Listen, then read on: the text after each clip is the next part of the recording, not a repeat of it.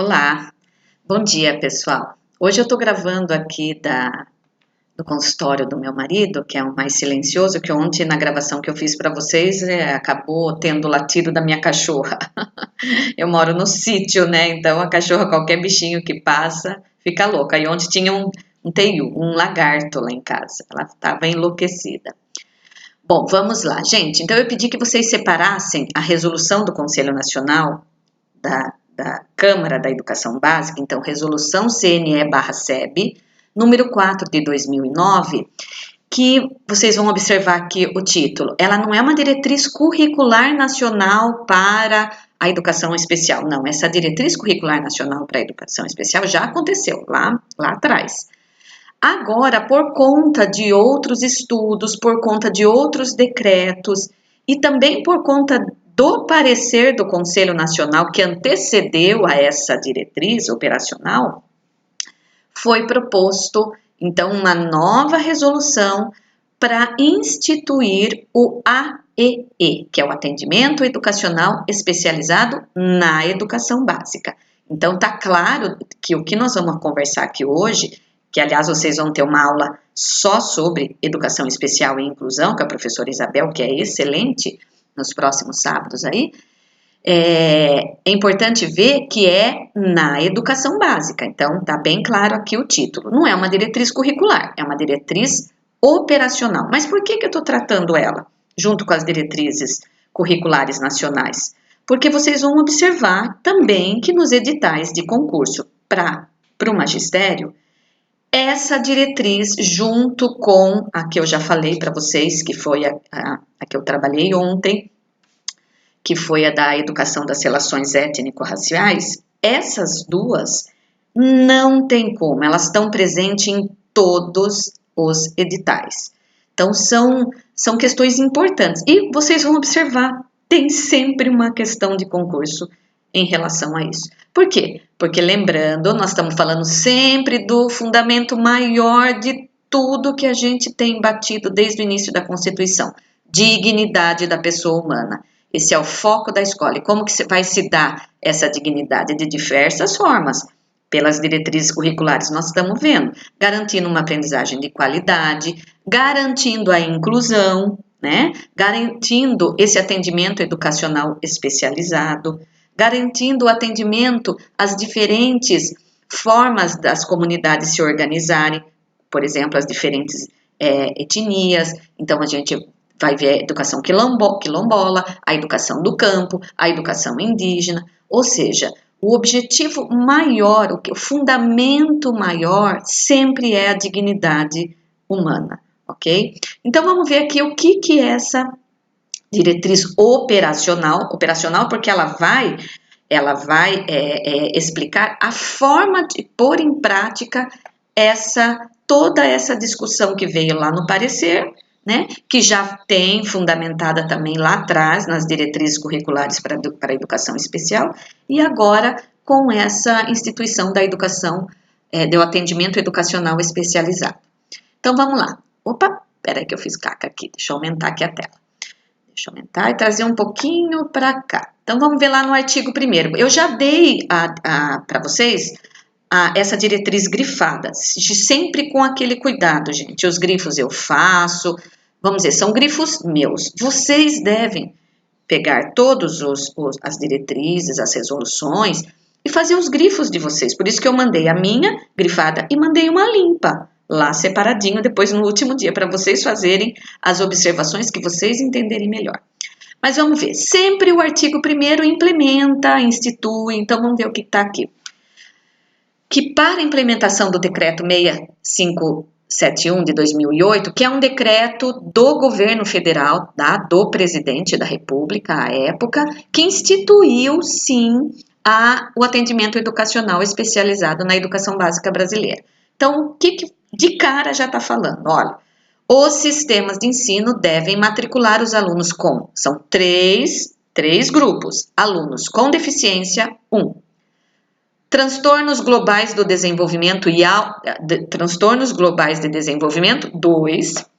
E altas habilidades superdotação, 3. Então, três grupos para serem atendidos pelo AEE.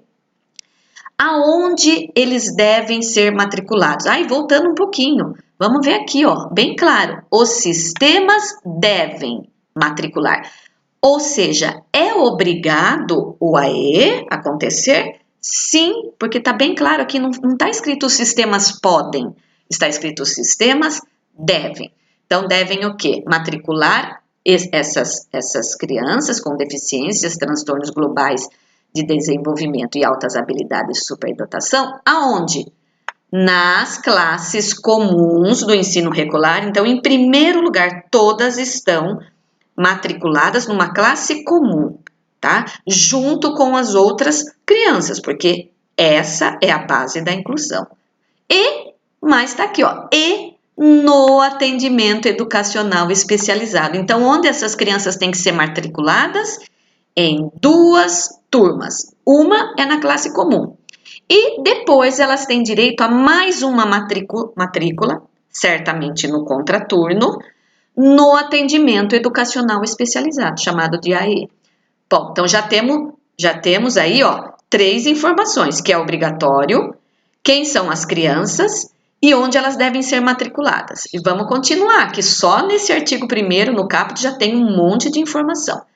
Onde vai ser ofertado esse AE? Em primeiro lugar, vamos lá, nas salas de recursos multifuncionais, que nós vamos ver daqui a pouco, na própria escola, quando for possível, ou em centros de... Vamos continuar aqui. Ou em centros de atendimento educacional especializado da rede pública, ou seja, em outra escola, ou, se não tiver em outra escola, em centros de atendimento educacional especializado da rede pública. E, em terceiro lugar, ou centros de atendimento educacional especializado de instituições comunitárias, confessionais, filantrópicas, sem fins lucrativos. Então, isso tudo vai estar descrito aqui na sequência, nós vamos retomar isso tudo que está no artigo 1º. Então, vamos lá. Primeiro, o artigo 2º vai dizer qual é a função do AE. Está bem claro aqui, ó. Função complementar. Por que complementar? Porque primeiro o aluno vai estar na classe comum, na classe de ensino regular. Então, o atendimento educacional especializado, ele é complementar àquele que já é oferecido ao aluno na classe comum. Então, a função complementar ou suplementar a formação do aluno por meio da disponibilização de serviços, recursos de acessibilidade e estratégias que eliminem as barreiras para sua plena participação na sociedade e desenvolvimento da sua aprendizagem. Belezinha. Então, o AE é função complementar ou suplementar.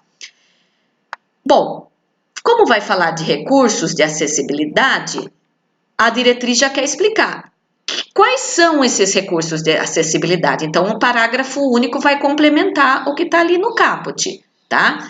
São aqueles que asseguram condições de acesso ao currículo dos alunos com deficiência ou mobilidade reduzida, promovendo a utilização de materiais didáticos e pedagógicos, dos espaços, dos mobiliários e equipamentos, dos sistemas de comunicação e informação, dos transportes e demais serviços.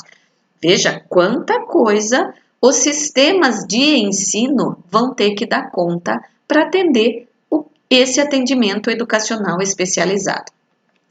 Artigo 3º. A educação especial se realiza em todos os níveis, etapas e modalidades de ensino, tendo o AEE como parte integrante do processo educacional. Então, lembrando que a gente já viu na diretriz curricular geral para a educação básica, que hoje a educação especial, já vimos na LDB também, ela é uma educação para a vida toda, ou seja, ela está na educação básica, está no ensino superior e está depois em todas as situações, pós-graduação, mestrado, doutorado, todas as situações em que o aluno está exposto a uma situação de ensino formal. Então, a educação especial se realiza em todos os níveis, etapas e modalidades. E o AEE, que é esse atendimento educacional especializado, é a parte integrante dessa educação especial. Então, quem é o público-alvo do AEE? O artigo 4º vai dizer: A Isabel vai explicar bem isso para vocês. Aqui meu objetivo é passar nos detalhes da resolução, mas vocês depois vão ter um dia só para isso. Alunos com deficiência, tá grifadinho aqui. Quem são esses alunos? São aqueles que têm impedimentos de longo prazo de natureza física, intelectual, mental ou sensorial. A Isabel vai explicar para vocês que hoje a gente nem tem usado muito essa deficiência mental. Nós falamos mais deficiência intelectual, tá? Por quê? Porque já teve autores, Sasaki, por exemplo, que já explicou que não se deve falar deficiência mental, porque a criança com deficiência intelectual, ela tem alguns impedimentos ali de ordem intelectual que vão ser diagnosticados pela escola e também por toda a equipe de apoio que tem que ter para esse atendimento educacional especializado, mas ela não está comprometida mentalmente, a mente é maior do que a inteligência. Então, hoje a gente não usa muito, mas o mental tá ali, ficou ali na resolução. O sensorial, lembrando, né, o surdo, o cego, né, mudo. Então, a Isabel vai entrar com os maiores detalhes disso. O segundo inciso, quem são, então, a outra categoria de alunos para ser atendido? Alunos com transtornos globais de desenvolvimento. Quem são? Aqueles que apresentam um quadro de alterações no desenvolvimento neuropsicomotor, comprometimento nas relações sociais, na comunicação ou estereotipias motoras. A gente tem um exemplo clássico aqui, que é o autismo, né? Incluem-se nessa definição alunos com autismo clássico, síndrome de Asperger, síndrome de Rett, transtorno desintegrativo da infância, as psicoses, e transtornos invasivos sem outra especificação. E terceiro grupo, alunos com altas habilidades de superdotação, aqueles que apresentam um potencial elevado e grande envolvimento com áreas do conhecimento humano, isoladas ou combinadas. Vejam, não é só intelectual, olha que legal, está bem ampliado aqui. E tanto é isolado como combinadas. Então, intelectual, liderança, psicomotora, artes e criatividade. Então, alunos que se destacam muito, que as habilidades que vão ser verificadas, observadas e também vão ser diagnosticadas e definidas por pessoas que têm competência para isso, toda aquela rede de apoio que nós vamos ter aqui para poder dizer quem são esses alunos, tá? O artigo 5º vai dizer o seguinte, que o AEE é realizado prioritariamente, olha, grifem isso, na sala de recursos multifuncionais da própria escola. Então, em primeiro lugar, os sistemas devem tentar, se for possível, criar essa sala de AEE na própria escola, onde o aluno está estudando no ensino regular, na classe comum. Tá? Se não for possível, qual é a segunda hipótese? Tá aqui. Ou em outra escola de ensino regular no turno inverso da escolarização. Não sendo possível nessa escola, em outra escola, vamos pensar nas escolas municipais. Vamos dar um exemplo. Lá no Sorocaba Leste, que é uma escola pequena, não tem espaço, não tem sala para fazer essa sala de AEE. O que foi feito? Tem uma sala de AEE que foi organizada ali na Escola Municipal Leonor, né? Leonor Pinto Tomás. Então, os alunos que têm direito a ter o atendimento educacional especializado do Sorocaba Leste vão ser dirigidos para essa escola de ensino regular, que é o Leonor, que vai ter lá uma sala, né, de AEE para atender esta criança que estuda no Sorocaba Leste, por exemplo, de manhã e vai no contraturno, à tarde, ter esse atendimento lá na escola municipal próxima, ok? Veja outra informação aqui, ó. Não sendo substitutivo às classes comuns. O que quer dizer isso? Quer dizer que eu não posso matricular essas crianças só no AEE e elas não estarem matriculadas e frequentando a classe comum. Então, o AEE, a classe do AEE, ela não é substitutiva à classe comum, porque senão não é inclusão, né? Senão nós vamos voltar a fazer lá a integração, que é tudo separado, né? Veja que mais, podendo ser realizado também em centro de atendimento educacional. Então, em primeiro lugar, na própria escola, não podendo ser desculpe, estou grifando aqui, não podendo ser na própria escola, em outra escola da rede, da mesma rede, né? Numa escola de ensino regular que tem uma sala lá. Não tendo possibilidade também, pode ser realizado em centros de atendimento educacional, que vão ser criados pelo sistema ou vão ter também, então vamos ver aqui, ó, centro de atendimento educacional especializado da rede pública, que a rede pública pode criar, ou de instituições comunitárias, confessionais e filantrópicas sem fins lucrativos. Veja, lembre-se que nós trabalhamos lá na LDB com os conceitos com as definições de escola pública, particular e comunitária, são as 3 divisões. E nas comunitárias estão incluídas as confessionais e filantrópicas, que podem inclusive receber dinheiro público. Mas quais confessionais e filantrópicas?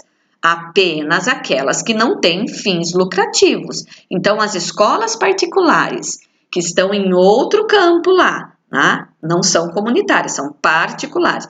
Podem até ter um veio confessional, mas se elas foram criadas, foram instituídas com fim de lucro, ou seja, elas são particulares, não é dessas escolas que nós estamos falando. Nós estamos falando aqui de instituições comunitárias, confessionais e filantrópicas. Vamos dar um exemplo aqui, sem fins lucrativos. Vou dar um exemplo, a AMAS, que atende crianças autistas. Então, a AMAS é um exemplo de um tipo de escola que poderia receber dinheiro público para atender essas crianças. E para isso elas têm que estar também o quê? Tem mais um cantinho aqui, ó, conveniadas com a Secretaria da Educação, tá bom? E também pode ter outros órgãos equivalentes dos estados, Distrito Federal ou dos municípios que possam dar esse atendimento. Mas veja que é uma escala. Em primeiro lugar, na própria escola. Então, os sistemas têm que se organizar para isso. Em primeiro lugar, na própria escola, fazer uma sala de AE. Não sendo possível, em outra escola municipal regular, né, de ensino regular, que tenha um espaço maior para fazer o AE, uma sala de AE, tá? Não sendo possível, então, um centro de atendimento educacional especializado que a rede pública pode fazer. Não sendo possível, também pode ser nessas instituições comunitárias, confessionais ou filantrópicas sem fins lucrativos conveniadas com a Secretaria de Educação, ou também em outros órgãos equivalentes de Estado, Distrito Federal e município, ok? Então, tem bastante informação aí nesse artigo 5º. Artigo 6º. Em caso de atendimento educacional especializado em ambiente hospitalar ou domiciliar, será ofertada aos alunos, pelo respectivo sistema de ensino, a educação especial de forma complementar ou suplementar. Então, veja, não vai poder levar todo aquele aparato do AE que já está numa sala para o hospital, mas vai ser feito um atendimento também de forma complementar ou suplementar pelo sistema que vai organizar e vai dizer como vai ser feito isso numa instrução, numa resolução, né, num comunicado ali dentro do seu sistema. Vai também ser feito esse atendimento em ambiente hospitalar ou domiciliar. Descendo mais um pouquinho, vamos no artigo 7º. Os alunos com altas habilidades de superdotação terão suas atividades de enriquecimento curricular desenvolvidas no âmbito de escolas públicas de ensino regular, em interface com os núcleos de atividades para altas habilidades de superdotação e com as instituições de ensino superior e institutos voltados ao desenvolvimento e promoção da pesquisa das artes e dos esportes. Veja, esse grupo de alunos com altas habilidades e superdotação, o que eles precisam? Enriquecimento curricular, porque eles precisam de muito mais, porque eles já estão num nível de avanço que eles precisam receber também um atendimento adequado ao nível intelectual deles, que obviamente, intelectual, liderança, motor, né, como a gente viu, artístico, que está acima da média. Quem que vai fazer isso? Também as escolas públicas vão ter que fazer esse tipo de atendimento com apoio, ou seja, em interface com núcleos de atividades para altas habilidades de superdotação, com o apoio das instituições de ensino superior, ou seja, as universidades, e também outros institutos voltados para desenvolvimento e promoção de pesquisa. Esse artigo 8º é super importante, perdão, deixa eu abaixar um pouquinho, o que ele vai dizer? Isso é muito importante, isso principalmente para diretor, supervisor, um tipo de questão que pode cair.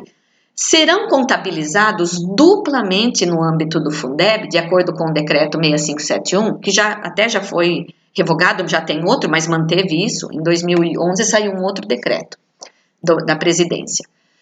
Eles vão ser contados duplamente. Então, vejam, para fins de receber dinheiro público do Fundeb, e para fins daquele gasto com educação que os municípios recebem, aquele valor aluno, lembram-se que a gente já conversou sobre isso na aula, vão ser contabilizadas 2 matrículas. Então, o aluno não tem que estar na classe comum, o atendimento em AE, para ele acontecer, a garantia ele tem que estar primeiro matriculado numa classe comum. Então, se ele está numa classe comum e ele vai ter no contraturno um outro atendimento, são 2 matrículas. Por quê? Vem 2 vezes o dinheiro para o governo municipal, por exemplo, ou estadual, se for o caso. Então, serão contabilizados duplamente no âmbito do Fundeb os alunos matriculados em classe comum de ensino regular que tiverem matrícula concomitante no AEE. E o parágrafo único vai dizer: o financiamento da matrícula no AEE é condicionado à matrícula no ensino regular da rede pública. Não vai vir dinheiro para aluno de AEE que não esteja matriculado na rede pública. Traduzindo, é isso, tá? Isso, gente, quando é feito o censo, isso é muito rigoroso, não tem como enganar o censo escolar. Então, vamos lá, como que vai ser contemplada? Matrícula na classe comum e em sala de recursos multifuncionais na mesma escola pública. Não foi isso que a gente viu? Em primeiro lugar, se for possível, na mesma escola pública. Segunda possibilidade, matrícula em classe comum e em sala de recursos multifuncionais de outra escola pública. É o exemplo que eu dei do aluno que está no Sorocaba Leste e na sala de recursos multifuncionais, né, de AE, do Leonor. Então, são 2 matrículas. Outra situação, matrícula em classe comum, vamos baixar aqui, e em centro de atendimento educacional especializado de instituto de educação especial pública. Então, está numa classe comum, não tinha o AE na própria escola, não teve numa escola próxima, mas o sistema ofereceu um atendimento educacional especializado em instituição de educação especial pública. Criou um novo local para atendimento. Também são 2 matrículas. E matrícula em classe comum e em centro de atendimento educacional especializado das instituições de educação especial comunitárias, confessionais, filantrópicas, sem fins lucrativos. Então, um outro exemplo aqui na linha D é matrícula em classe comum e matrícula no AMAS, por exemplo, como eu dei o exemplo da criança autista que está matriculada no AMAS. Oh, perdão, de novo, vamos arrumar aqui. Opa, já me atrapalhei aqui. Artigo 9º, o que vai dizer? A elaboração e execução do plano do AE, muito bem, então nós estamos lá, já tem a sala de AE. Essa sala, ela tem que ter um plano, primeiro ela tem que ter um professor, nós vamos ver daqui a pouquinho. E a escola que oferta o AE, ela tem que ter um plano do atendimento educacional especializado. Quem que vai fazer esse plano e quem vai executar esse plano? Então, está aqui no artigo 9º. São de competência dos professores que atuam na sala de recursos multifuncionais ou centros de AE, em articulação com os demais professores do ensino regular. Então, vai sentar o professor do AE, o professor da classe comum lá, né? Vai ter que fazer isso em horário de HTP, isso é tudo combinado depois. E mais, com a participação das famílias, tá? Com os demais professores do ensino regular, porque às vezes ele está lá na classe comum e ele tem um professor de educação física também. Então, por isso que o HTP é um horário para a gente fazer a participação trazer esse professor do AE para participar e fazer todos esses combinados. Participação das famílias também na elaboração e execução desse plano e em interface com os demais serviços setoriais da saúde e da assistência sociais, entre outros. O artigo 10 vai falar que o projeto pedagógico da escola de ensino regular deve institucionalizar a oferta de AE, prevendo na sua organização. Então, por exemplo, Sorocaba Leste, a escola não vai ter o AE ali no seu prédio, mas vai ter alunos que vão fazer o AE no contraturno lá no Leonor. Então, também a escola Sorocaba Leste vai ter que colocar no seu projeto pedagógico a oferta do AE. E lá o Leonor também. Então, vejam como o projeto político-pedagógico tem que estar bem ligado nessas coisas na hora da elaboração. E aqui está tudo que é previsto, os incisos vão dizer o que tem que ter nesse projeto, tá? Sala tem que estar falando sobre essas salas de recurso, onde vai ser, o que tem que ter, mobiliários, materiais, os equipamentos, etc. Vai falar da matrícula no AE de alunos no ensino regular da própria escola ou de outra escola, vai falar o cronograma de atendimento dos alunos, vai falar do plano do atendimento, quais são as necessidades que vão ser atendidas lá no AE, vai falar dos professores, quem serão os professores, qual que vai ser a graduação deles, a formação, vai falar se vai ter tradutor, que geralmente tem que ter, se tiver um aluno mudo, né? Nós vamos ter que ter o tradutor intérprete de língua brasileira, de sinais, o guia intérprete e outros que atuam. Então, o surdo-mudo, enfim. E vai ter que também falar daqueles que vão atuar no apoio àquelas atividades de alimentação, higiene e locomoção. Todos os profissionais que vão estar acompanhando essa criança vai ter que estar descrito quem são e como eles vão trabalhar lá no projeto político-pedagógico, falando sobre o AEE. Vai falar sobre as redes de apoio, tá? E quando for falar dos profissionais que atuam com esse público-alvo, né? Vai dizer, aqui no parágrafo único, diz que esses profissionais, eles vão atuar em todas as atividades escolares nas quais se fizerem necessárias. Olha que importante isso. Então, aquele profissional que vai, nem sempre o professor, às vezes aquele profissional que acompanha, cada sistema vai dar um nome, o cuidador, o auxiliar, cada sistema tem o nome que quiser dar para esses profissionais. Eles vão acompanhar essas crianças, tá? Onde se fizer necessária a presença deles. O artigo 11 vai falar, de novo, cliquei aqui, que a proposta do AE, deixa eu voltar aqui, que vai estar prevista ali, né, no projeto pedagógico, dos centros de atendimento educacional sem fins lucrativos. Então, vamos pensar aqui do AMAS, por exemplo. Vou dar o exemplo do AMAS. Eu estou falando do AMAS porque minha colega trabalha lá, ela é diretora maravilhosa, Jane. Então, a proposta do AE prevista no projeto pedagógico do Centro de Atendimento Educacional Especializado, público ou privado sem fins lucrativos, conveniados para essa finalidade, deve ser aprovada pela Secretaria da Educação. Então, o AMAS tem que estar autorizado para atender essas crianças, ele tem que ter toda a autorização de funcionamento. Então, qualquer centro de atendimento educacional especializado precisa antes ser credenciado, autorizado, né, para funcionar. Quem vai fazer esse credenciamento? A Secretaria da Educação, às vezes em apoio com outros órgãos da prefeitura, de forma que não é qualquer centro que já vai recebendo dinheiro para atender essas crianças. Tem que ser realmente instituições bem sólidas, bem competentes, né? E vamos lá descer mais um pouquinho, o artigo 12 vai falar que para atuar no AE, o professor tem que ter formação inicial que o habilite para docência, lógico, primeiro ele tem que ter a pedagogia, né? E mais ainda, combinado, formação específica para educação especial. Então, ele tem que ter uma pós-graduação para atender na educação especial, no mínimo, né? São atribuições do professor do atendimento do AE. Então, aquele professor que vai ficar na sala do AE, ele tem todas essas incumbências aqui, ó. São quantos incisos? Vamos olhar? 8? 8 incisos. Vamos passar as incumbências. Identificar, elaborar, produzir e organizar serviços, recursos pedagógicos de acessibilidade e estratégias, considerando as necessidades específicas dos alunos público-alvo da educação especial. Elaborar e executar plano de atendimento educacional especializado. Organizar o tipo e o número de atendimento dos alunos. Importante lembrar que eles não vão atender todos os alunos ao mesmo tempo. Veja, o professor do AE, ele tem uma carga horária para trabalhar, mas ele não vai atender todos os alunos ao mesmo tempo, ele vai atender conforme ele vai organizar, conforme ele entender que será melhor para a aprendizagem e para o desenvolvimento de cada grupo de alunos. tá bom?